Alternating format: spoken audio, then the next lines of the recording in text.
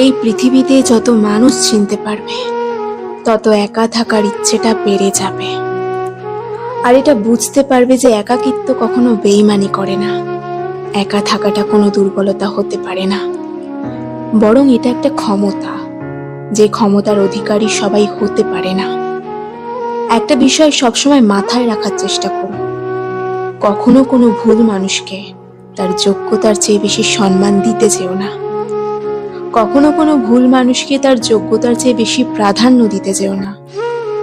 কারণ যখন কোনো অযোগ্য মানুষকে তুমি তার যোগ্যতার চেয়ে বেশি সম্মান দিয়ে ফেলবে, তখন সে তোমাকেই অযোগ্য ভাবতে শুরু করবে, তখন সে তোমাকেই গুরুত্বহীন ভাবতে শুরু করবে, তোমার গুরুত্ব কমিয়ে দেবে।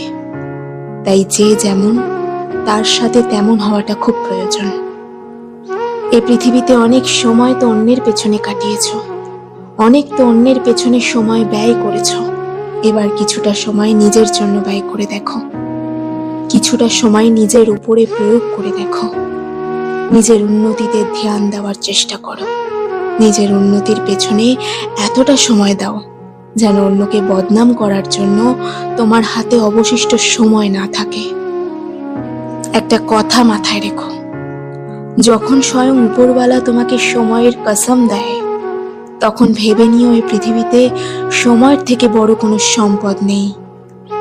আর এখানেই তোমাকে একটা বিষয় স্পষ্ট করতে চাই, 10টা নামের বন্ধু থাকার চেয়ে একটা কাজের বন্ধু থাকা অনেক ভালো। জীবনে বন্ধু বান্ধব থাকাটা খুব জরুরি, কিন্তু একগুচ্ছ বন্ধু নিয়ে কি হবে যাদের বিপদে তুমি পাশে থাকতে পারবে না, বা যারা তোমার বিপদে পাশে থাকতে পারবে না। জীবনে বন্ধুর সংখ্যা কম থাকুক, কিন্তু যারা থাকবে তারা যেন সঠিক হয়, সুন্দর হয়, কাজের হয়, যাদের সাথে সময় কাটানোর পরে যেন এটা মনে না হয় যে এটা সময়ের অপচয়। বাংলায় একটা কথা আছে, সময় থাকতে কে আর বোঝে, হারিয়ে গেলে সবাই খোঁজে।